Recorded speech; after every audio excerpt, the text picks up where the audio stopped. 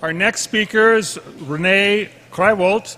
He's a native of Vienna, Austria in Europe. He's been a member of Fair Mormon for over 18 years and has been instrumental in founding the German-speaking Fair Mormon group. He's a software developer and project manager for a European financial institution. He's married to Gabriela Krywult, and they have 4 children and 3 grandchildren.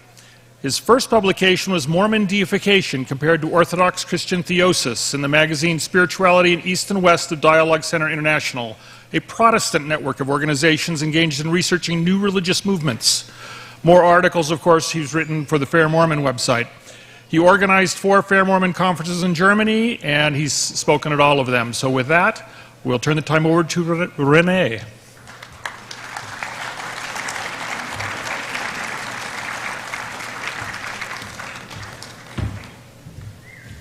Thank you, Scott.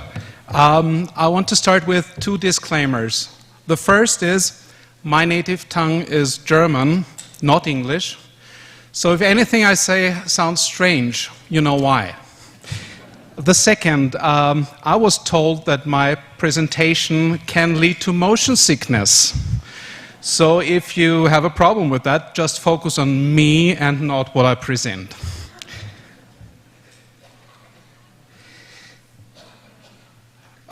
Back in the 7th century BC, the prophet Jeremiah bemoaned that the written documents of his time were not trustworthy. And I will not read everything that's there. You can read yourself, I hope. When Samuel the Lamanite proclaimed the signs for Christ's birth and death, the wayward Nephites thought that the believers would present them with alternate facts. When Jesus was resurrected, the critics claimed his disciples came by night and stole him away while we slept. And don't get me started about Joseph Smith, who he was or not, what he did or not. Fake news is as old as one guy telling another his version of a story. Nevertheless, over time, things changed. In the early day of Christianity, the book scroll was substituted for the codex. This meant that books, though still tedious in production and expensive to obtain, became more manageable and available to more people. And novels became far more widespread than they were before.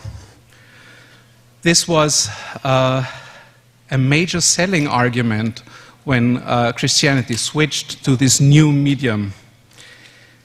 But also in this time, historic novels became the rave. We know them as pseudepigrapha and apocrypha. Though less than 10% of the population could read, there was a market for that. In those days, the precursors of newspapers came up.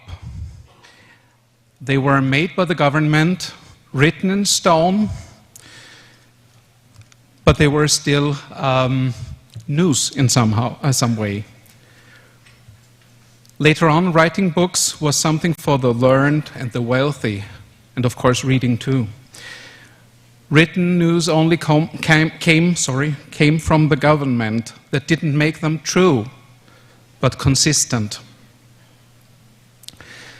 In the 16th century, the first weekly news were handwritten only for the very intelligent and exclusive club. This changed when Gutenberg invented the printing press. Many families, for the first time, had a Bible in their home. And later on, newspapers came to be. In the early 19th century, information became cheap. And everybody who had a bit of means could produce his own newspaper. New journalism was made for the masses. This led, of course, to a rise in propaganda. In our days, we are inundated in a mass of blogs, advertisement, partisan texts published almost without cost via the internet. And without cost means without checks. There are hoaxes that are believed to be real and real news that are called fake news. Academic studies and research are published on the fast track, and sometimes the real quality is doubtful. My motivation for this presentation came when, I think it was last year, someone copied the look and feel of mormonnewsroom.org, used a URL that was only a dash from the original, and there published the fake news that President Nelson had apologized for the priesthood ban. Though this was against what I thought to be true, I was fooled and accepted that. It was the first time in 20 years that I fell for an internet hoax. And that made me think, how do we know if an information we receive is trustworthy or not? To give a few examples from what is more relevant to members of the church, a few years ago, someone claimed that modern genetics had proven that the Book of Mormon was true. Another case is that of apostates who think they are called to set the church right because the first presidency has gone astray. And we had Cassandra Hedelius who talked about this, and I really like her talk. Before the spring conference this year, the net was full of speculations about changes in the church. One that really got traction was that missions would be shortened. And everybody knew somebody who had received a calling with the words, "The duration will be only told after General Conference." Some members in Austria who fell for this were really dismayed, not because the time was not shortened, but because they had received this information from someone they trusted.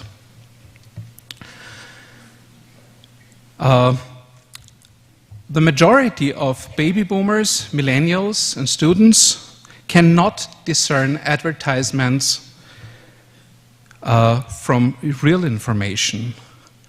To know what is fake news and what is real news has become very difficult.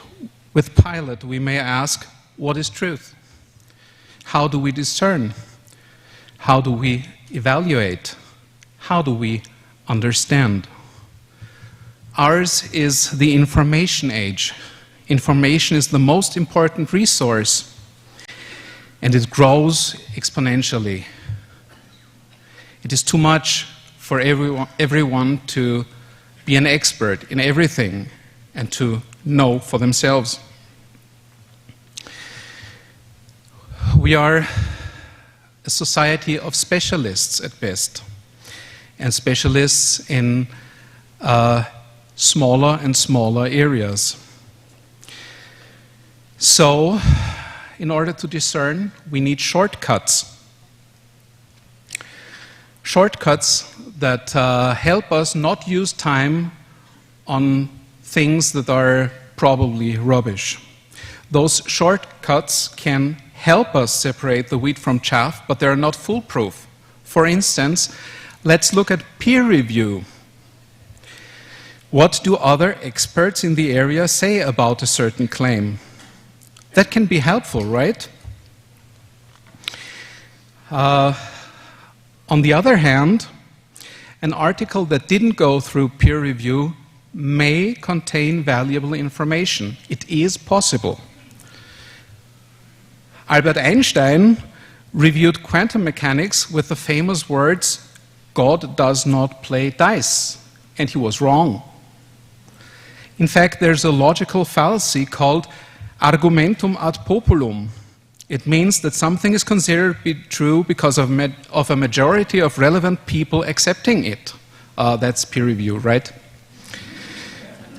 One could even argue that peer review is a heightened form of an ab autoritate argument. We accept what the majority of peers say because we believe them to be authorities. It has nothing to do with the quality of the argument itself. Nevertheless, peer review can give us a good hint if something is valuable or not. With the coming of the internet, we all get, possibly on a daily basis, hoaxes. And when they first came up, people tried to find shortcuts to understand what is a hoax and what not. And this is a typical example. For instance, if there are only relative dates, in this case it's tomorrow, then it's probably a hoax, because we do not know how long this has been gone around. There is no contact address given. It contains some technobabble, which some people won't understand. And a prominent player is called as a source. In this case, it's Channel 13 News. That's not very specific, right? But it takes time to read through things and then discern what is true and what is not. So that, and while we do that, we need to not be tossed and blown about by every wind. So today I will focus on these issues. How can we assess sources on the internet? What impact can this have on us? And how do we deal with it? Basically, fake news is about manipulation. Someone wants to lie to us, wants to sell us a lie. And we all know that this is hard work, to be consistent in lying. But there are always some hints. For instance, if I tell you a lie face to face, either my mimic and gesture will be reduced or heightened. It is also a common fact that much more of our decisions is based on emotions than we as rational beings like to admit. So if someone can get us to an emotional decision without a rational basis, then this makes selling a lie easier. So that's what those people try to do. They want to shortcut our decision-making process. They are like stage magicians who want to have us focus on the left and on the right hand while they do something with their left. To make this more clear, let me share my personal story. I came to church because my mother was baptized some years before my birth, but she is an Italian. She is very strong in believing, but not very intellectual. And she basically was baptized because she liked the society and the hymns. She's an opera singer. So whenever she got into trouble with somebody in the ward, she would go back to Catholic church. And if there was a problem there, she would be back with us. So at age 7, I went to church. At age 9, I was baptized. At 8, I was baptized, sorry, by my brother. At 9, it was all Catholic again. And I had my first communion. I went to altar boy school. And served on the altar every day for a year. Then I went to the Vienna Boys Choir and sang masses in Latin every second week. Before going to the choir, I already had read the New Testament. At age 10, I decided to read the Old Testament from cover to cover. At age 12, I wanted to know for myself what about my religion. So I investigated the J-dubs, I met with Lutherans, I read the Talmud and the Quran, not in Arabic. Then I found, when I was 13, I found the Book of Mormon. I read it and I received the testimony. 6 months later, my parents were on holidays without me for the first time, and it was night, and I was bored to death and looking for things to do, and I found my first anti-Mormon book. Had my father simply kept it in his library of 3,000 books, I would never have found it. But he put it under the slide projector, which he kept in his wardrobe. And I wanted to look at some slides. So, this was it, in German. The author claimed he was an expert because he was a former priest of the church. I read it from cover to cover within 2 hours and was devastated. There was so much in it that I never heard about before. And it was all bad. My mind raced, my heart raced, and I couldn't breathe. Was my new life of faith built on a lie? I was in panic, and there was no one to ask. Now, before I tell you how I dealt with that, let me tell you a few of these shortcuts, indicators that could have helped me back then. And because this is not 1986 or so, I will elucidate those points from the CES letter, because tactics haven't changed. So first of all, when I said he was a Mormon priest, some of you laughed. That's right. You should laugh. Because if the audience is Catholic, as is the majority in Austria, then a priest is a grown-up man who has a university degree and years of priest seminary. He is somehow an expert in his religion. But a member of the church, an adult member of the church, who is a priest, is either newly baptized or he went inactive before he turned 18.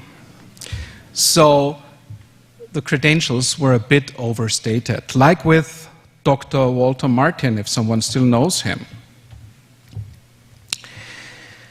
The other thing, I already mentioned it, I call it the 1 million pinpricks. This is a favorite technique to make someone panic in order to get an emotional reaction and decision. Do you remember when in school or university you had to read something and it was that big and you went into dummy mode because it was so much to read? In German, we call this Dokumentenschock, document shock. I don't know if this is a word in English. The same overload can happen if the words that are used are totally foreign to you, or if the concepts are foreign to you. You go into dummy mode because obviously the author knows something you don't. You will probably accept what he says without being able to think it through. It's too complex. So let's combine this. We take lots of paper with lots of information you have never heard before, and they may be totally empty, nonsensical. But the simple mass, combined with never heard of it, may lead you into trouble. The ex-Mormon anthropologist Manuel Prado wrote not too long ago. Can we get this better? No, sorry. Then I will have to read some of this. Basically, he's saying, and this is on Quora, he's saying that the tactic is about being bombarded with questions you don't know how to answer. And he later says that doesn't mean there are no answers, just that you don't know the answers. It's a documented tactic used by, among others, Lighthouse Ministry and Carm in his youth, now by Mormon Stories, Life After Ministry, Mormon Think, a number of other groups. It's an abusive tactic to coerce you into a situation where they can bombard you with doubt-provoking questions that cause your resolve to collapse, your identity to fall apart. It's an act of psychological rape. They humiliate you and pressure you with questions. It works because there are so many questions, not because they are so good. That's how the CES letter works. It's garbage, but it's a common strategy. So, how do you get that many questions without value? Let's look at that. I call it factoids. And if you see factoids in a text, forget the text and be careful. I once listened to an Italian radio station, and I speak Italian like a 2-year-old, because that's when my mother stopped talking Italian with me. So I have to listen carefully, and I didn't do that in the first. I mean, who listens to radio, right? And the announcer was talking really, really fast, and I wondered how he could do that, so I listened more carefully. And basically, every second sentence was literally la la la la la. Nothing more. But it sounded extremely good if you just had it in the background. You didn't notice what he was really doing. So those are factoids, words without meaning. Let's look at an example. So this is from the CES letter. And the argument here is the Book of Mormon copies text from the King James Version, and it has the words that are italicized in the King James Version, and has them plainly in the text without any indication. The italicized words here, they are bold, are not in the original text, in the original language. Thus, Joseph did something unspeakable. Now, let's look at this first sentence, the first line basically, and we'll leave out the bold words. It says, "Nevertheless, the dimness not such as in her vexation." Oh, that's not an English sentence, right? Right? Probably it reads better with a Russian accent.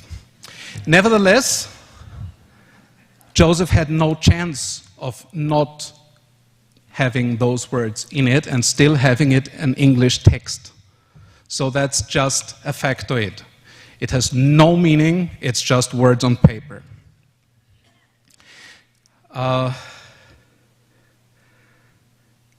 So there was a chance for you to see it better. Sorry. I'll leave out this part. Another thing, I'm using Prezi here, it's not a PowerPoint, and I started using it with Institute classes I gave. I noticed that the sooner I used this kind of visualizations, the sooner I got the attention of the students. And they wouldn't ask much about the contents. They were fascinated by the presentation. Now, this is always a danger. If someone uses tables, visuals, charts, then we often go into dummy mode again. We say, he must have used much time, so he must know what he's doing. You have this in business too. Sometimes you produce that much of paper, and you know the management will only read the first page. But you need to have the rest so that they believe that you used your time on it. So this is the same here. It is not bad to use visualizations, don't get me wrong, but it is an invitation to dig deeper and not just simply accept it. One-sidedness. We heard about one-sidedness yesterday, and I just want to highlight this with one part from the CES letter, where it is about Book of Mormon geography. And the CES letter there quotes or brings up the Vernal-Hawley map. It was created in 1983 in an attempt to explain the city names in the Book of Mormon and the location of those cities by pointing to contemporary maps from Joseph's time. It was debunked almost immediately.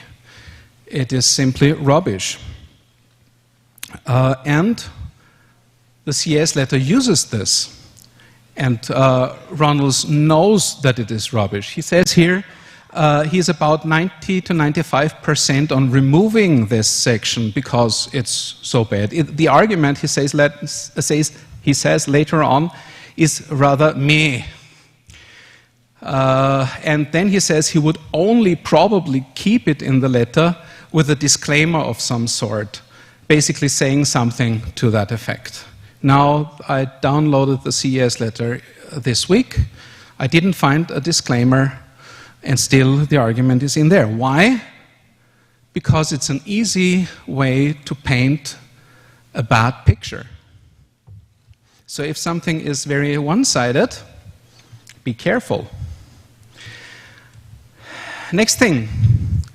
Let's assume someone tells you they found this, this sign, and it is from back then. It's a Mayan sign, and it says City of Zarahemla. What would you say? My gut reaction would be too good to be true. And I don't mean this is a bullseye I've never seen happening, but rather cannot be true. It's too good.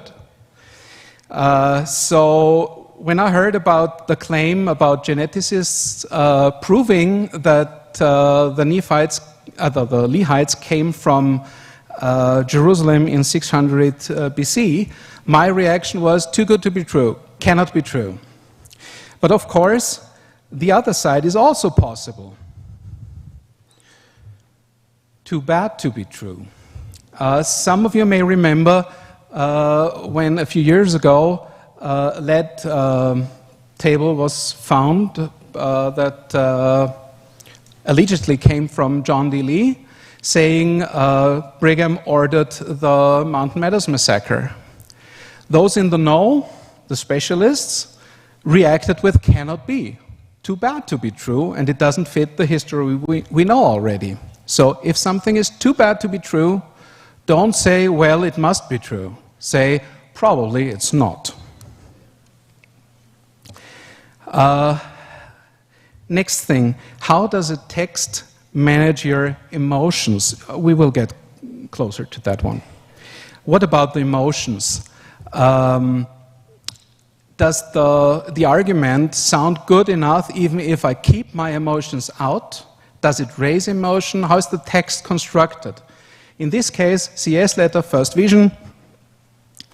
The author knows there is no smoking gun against the first vision. Nevertheless, he has to prepare the reader. He does this by quoting President Hinckley with a statement that basically says everything stands and falls with the Book of Mormon. So the reader automatically assumes that now comes the smoking gun. Stakes are high. Reader's capacity to reason may be reduced already. Next, we are told that there are 4 accounts the church admits to. And there could be more. And the church did this not earlier than 2013. The implication is the church lied until it could not uphold the lie anymore. It is not open. It is not honest. While the church actually has been publishing the last of the 4 accounts, starting with 1972, I think, the reader goes away with the assumption that the church is very late to the party. So then Runnels deals with 15% of the 1832 account and writes conclusions and questions and concerns about it that are a lot longer than the original account itself. The questions are designed to raise negative emotions, and Runnels provides the most negative, damning answers. Also, he makes the following conclusion. As with the Rock and the Hat story, I did not know, and then everything comes up, he did not know. Now I can write books about what I do not know. But the Rock and the Hat story is already emotionally sensitive. So again, we have an emotional link to another story to make people unsure. And he blames the church for not being upfront, not having the missionaries teach different first vision accounts. But obviously it's reasonable not to teach a complete history course in 5 discussions, right? That's normal. But the stage has been set. The reader goes away with the church didn't do its duty. Okay, another example is Joseph Smith's polygamy. So, I think you can read it. Technically, what we see here is correct. There were 7 girls under the age of 20 among the women Joseph was sealed to. But only 2 of them were a few weeks short of 15 years. The rest was 17 and 19 years old. The picture painted is wrong. Then he says all of this is shocking. But in reality, it is only shocking to modern sensibilities. In 1880, for instance, the age of consent was set at 10 or 12 years in most states of the US, with the exception of Delaware, where it was 7 years. And there was no minimum marriage age back then in most states. So I take this from Wikipedia, and it tells us that between 2000 and 2015, 31 guys over the age of 60 married underage girls in the US. Also, Runnels leaves out the fact that there was a woman that was 78 years old when she was sealed to Joseph. Why does he leave it out? Because it doesn't fit the picture of a sexual predator. Next claim is that Joseph coerced these girls. We know they are all 14-year-olds, right? Because he says that he would be killed by an angel if they would not marry him. And then this is likened to Warren Jeffs. Again, this is an emotional argument. Warren Jeffs, who is seen and is a predator.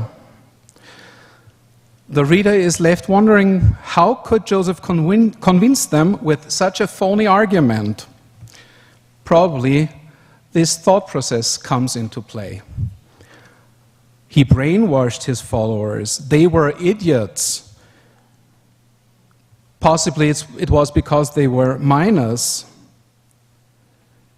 The intelligent reaction would be to vote with your feet, and that's what I'm going to do. So that's what's happening. But this retelling does not do justice to the women in question. The story about the sword comes from, the angel with the sword comes from Mary Elizabeth Rollins, and I like what she has to say about how she felt when presented with the question. She asked if this really was an angel of God, or was it probably a devil? She didn't believe it, and she wanted a witness of her own. If God told you that, why does he not tell me? That's a natural reaction. Yes, in this story you have to believe in angels, but it's a natural reaction. These are people we can feel with.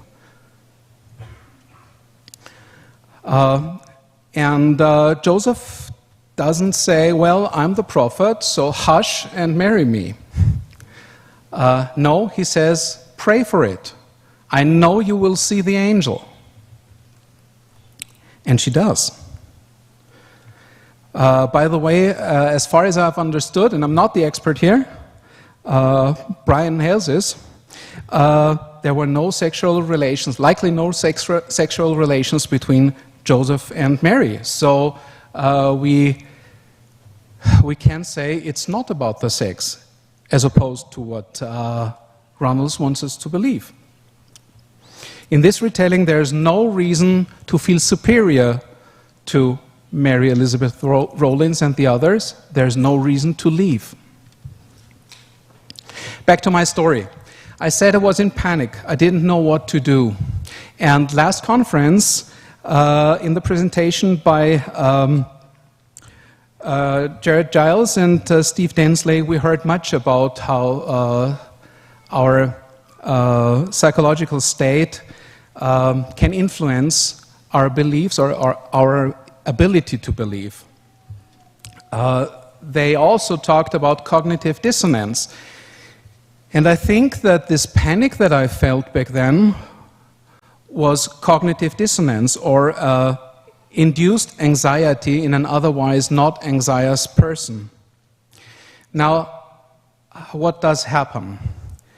I like to read fantasy novels, and in one very well-known, there's this wizard's first rule, which basically says people will believe a lie because they want to believe, or because they are afraid it might be true.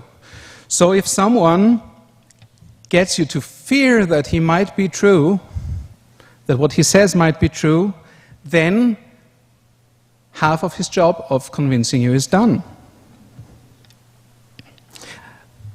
Thus, fear leads to the dark side. So in this case, be doubly critical. Let me tell you something about panic. Panic is a state where your body needs to act, fight or flight, or freeze. But it's not a state of mind where you can reason very well. I'm a beekeeper, and I had one hive last year that was very aggressive, which means the bees tried to find the CO2 source and sting there, the nose usually. So how does this look like? That was me 1 month before the events that I'm now talking about. It was one bee. Now I was working on this hive with my family, and the bees would come in every 2 seconds and try to sting. But there was this veil, and the veil kept me safe, until I noticed that there was a bee in the veil. And I panicked. And while working, I stopped and I pulled off the veil in front of this hive. I went away with 14 stings to the head. If I had not reacted in panic, I probably had 1 at most. So panic is not very good for decisions. How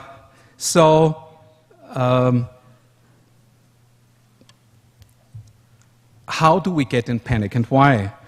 It's because we care deeply about the topic, and our religion is a topic we care deeply about. It's about who we are in relationship to God, and who we are in relationship to our families.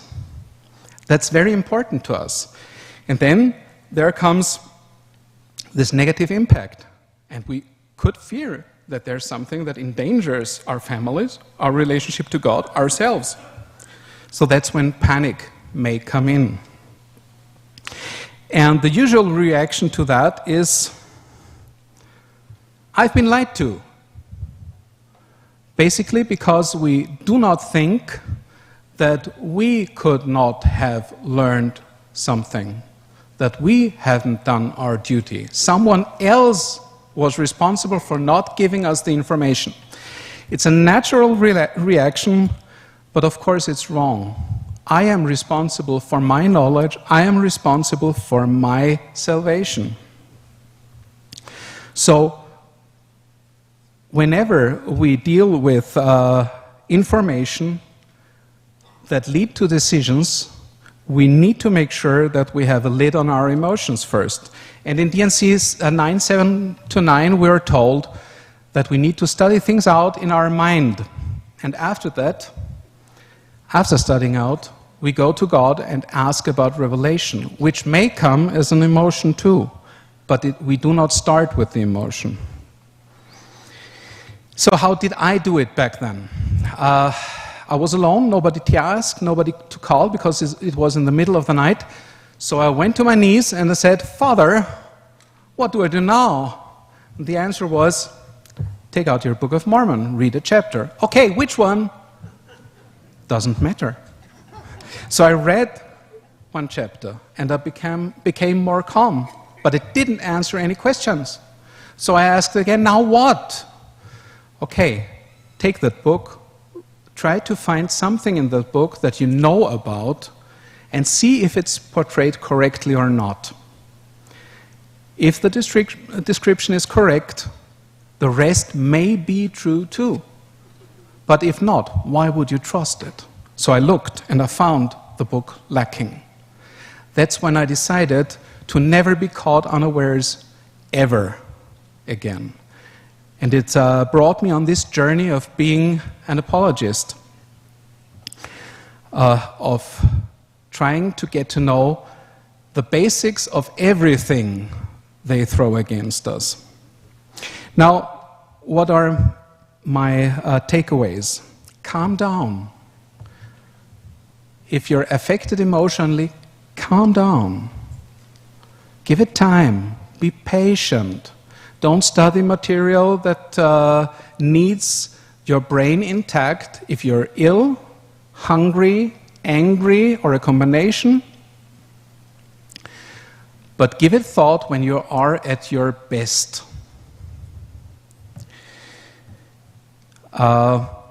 Check what you can check.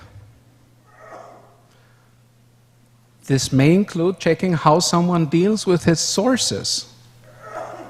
It may include looking at things that you already know. Look at quotes. Are they good or are they manipulated? And last of all, no, not last of all, the most important point though, do it one point at a time. Grab one issue and go to the bottom of it. What is the implication? What if it is true? What does it really mean to me? What if it's not true? What is the potential of the thing? What is the meaning? Can it be true? Go down to the sources, check it out, give it time. And only then, when you are satisfied with what you found out, go to the next point. There was one point I was working on for 3 years to find out that the church had the right facts and that the accusation was wrong. Give it time. You have it. Don't look at the whole picture in this case, because the whole picture is designed to mislead. Look at every single detail and then make a picture of it. Sort the claims by priority. Deal with the most important things first.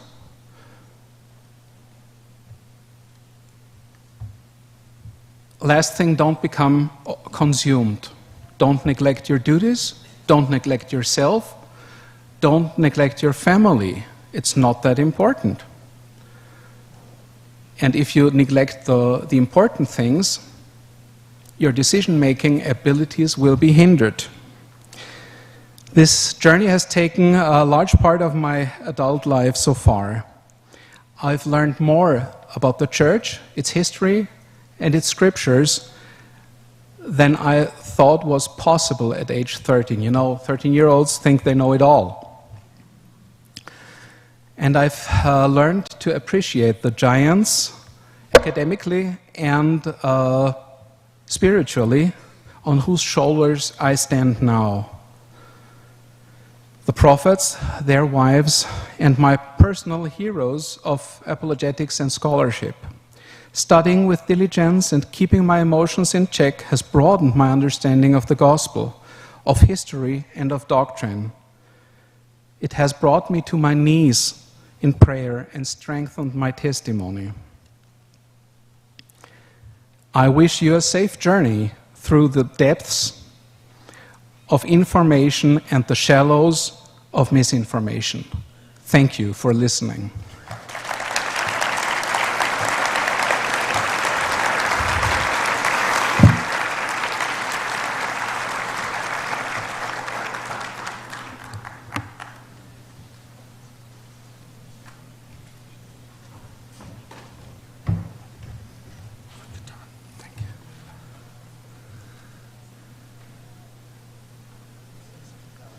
So this is not a question, but it's a good one. Definition of factoid, as I've always heard it, A statement reported often enough, it becomes a fact. Well, I say there's no need to repeat it again and again if someone believes it. Are there any methods used by those who attack the church that those who defend the church would be wise to adopt? The defending is something totally different from attacking. It's easy to say, and I'm just quoting someone else, it's not my invention. Today he stopped beating his wife, though this person never did beat his wife. It takes hours to contradict this statement. So probably the only thing that we could use more, and it's dangerous, is to give funny and probably a bit snappy answers. The problem is that it's a thin margin to snark, and then that is not good. Why would an angel tell Mary to marry Joseph? Well, first of all, I would like to make a distinction. It was not about marrying Joseph, it was about being sealed to Joseph. And though I do not have the time to expand on this, and there are others who can do this better, this is a vital distinction for me. But why would an angel say that? Well, because God ordered it. Aside from that, I don't know. But as Brian Hales once said, and I'm paraphrasing, if you're in doubt about that, good. Pray about it. Study it. Try to find your answer. It's your Abrahamic test. Please tell me again what software you used instead of PowerPoint. Is this advertisement that I'm not allowed to make? No, you can say. Okay, it's prezi.com and it's free for private use. prezi.com. Don't say Z here, they say Z here. Z, okay, sorry.